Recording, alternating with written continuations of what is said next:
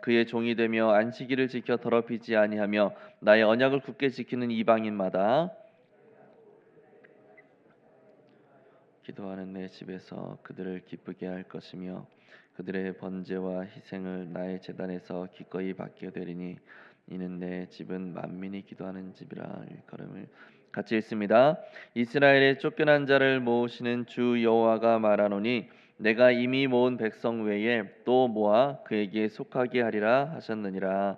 아멘. 이사야는 하나님의 구원을 받은 유다 백성에게 의를 행하는 삶을 살 것을 촉구하고 있습니다. 구원받은 자답게 살아라라는 거죠. 더 나아가서 이 구원의 범위는 유다 백성에게만 국한되는 것이 아니라 이방인에게도 적용된다라고 이야기하고 있어요. 해당 내용을 통해서 함께 은혜를 나누도록 하겠습니다. 먼저 이사야는 유다 백성에게 안식일에 관해 어떤 가르침을 줍니까? 2절에서는 안식일을 지켜서 더럽히지 말고 손을 금하며 악을 행하지 말 것을 이야기를 하고 있습니다. 또 4절과 6절에서는 고자와 이방인까지도 그와 같이 행할 것을 말씀을 하고 계세요. 이렇게 안식일을 지키면서 신실하게 하나님을 믿는 이방인과 고자에게 어떤 일이 일어난다고 말씀을 하나요?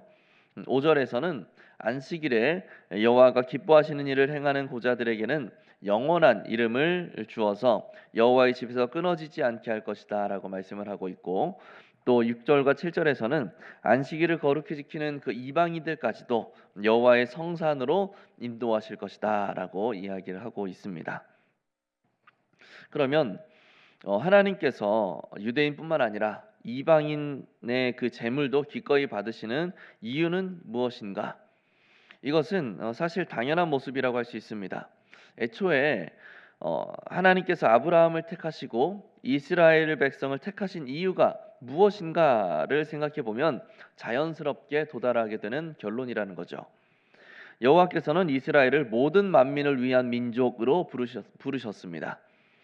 즉 이스라엘이 하나님 앞에서 의와 공도를 행함으로써 하나님의 백성답게 거룩과 경건한 그 하나님의 나라를 세우기를 원하셨고, 이런 하나님의 나라가 모든 민족에게 전파될 수 있도록, 모든 민족 가운데에도 세워질 수 있도록 하기 위해서 이스라엘 민족을 먼저 택하셨다라는 거죠. 따라서 이스라엘에게는 자신들의 거룩을 지켜가는 동시에 하나님의 이름을 만방에 선포함으로써 모든 민족으로 하나님의 백성이 되도록 만들어야 하는 의무와 사명이 그들에게 주어진 거예요. 이것을 위해서 하나님이 부르셨다라는 거죠.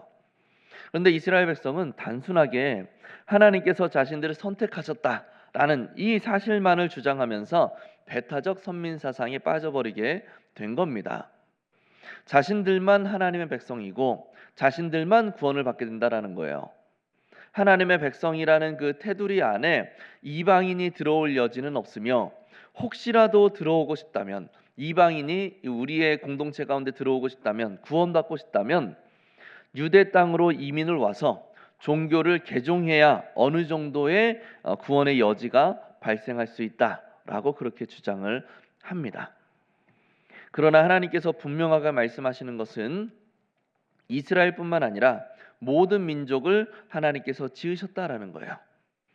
모든 민족이 나의 백성이고 나의 작품이고 마땅히 하나님의 통치 가운데 살아야만 하는 하나님의 백성이 되어야 된다라는 것입니다. 더 나아가서 하나님께서는 누가 하나님의 진정한 백성인가라는 것을 또한 말씀하시기까지 합니다. 하나님을 향하여서 주여 주여 하는 자마다 다 하나님의 백성이 아니라 하나님 아버지의 뜻을 행하는 자가 하나님의 진짜 백성이라는 것이죠.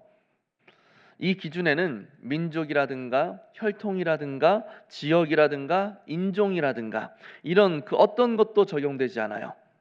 오직 하나님의 뜻을 행하는 자, 그것만이 하나님의 백성임을 명확하게 드러내는 분명한 기준이 된다라는 것이죠.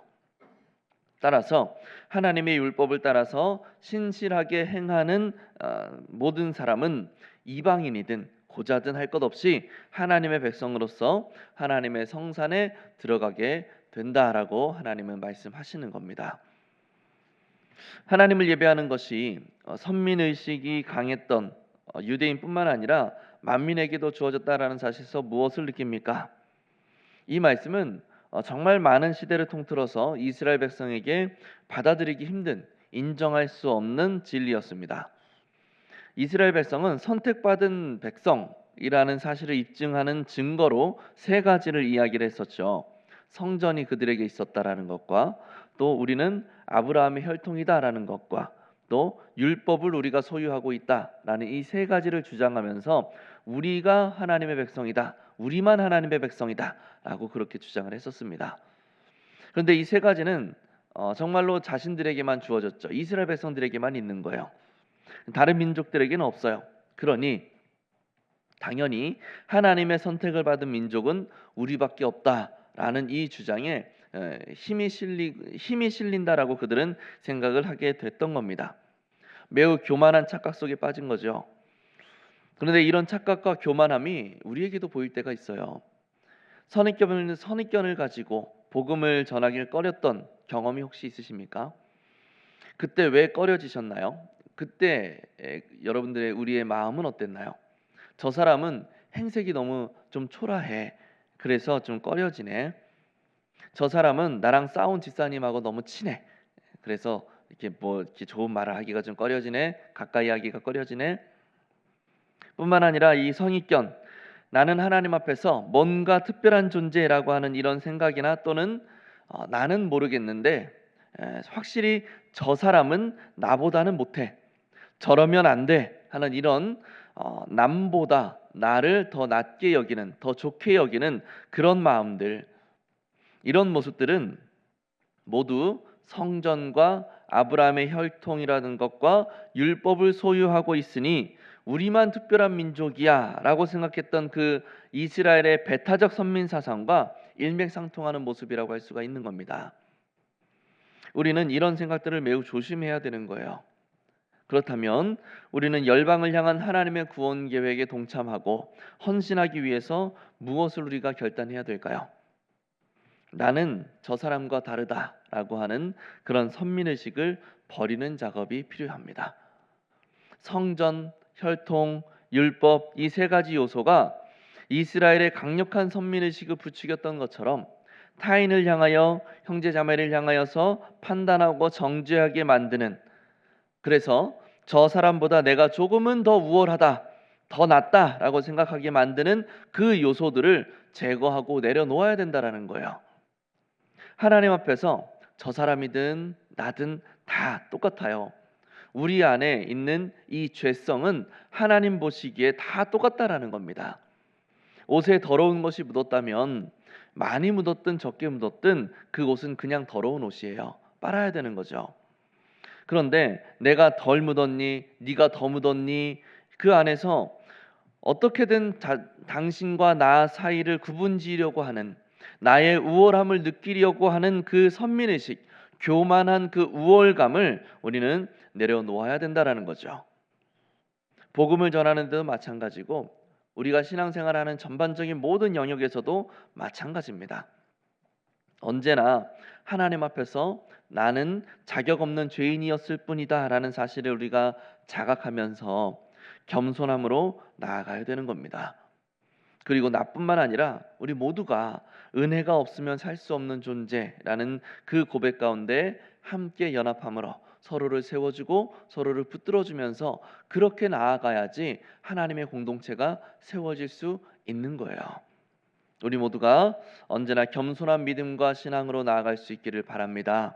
그래서 선민의식, 교만한 우월감이 아닌 주님의 은혜만을 고백하는 겸비함과 겸손함 가운데 살아갈 수 있는 우리 모두가 될 수 있기를 예수님의 이름으로 간절히 축복합니다.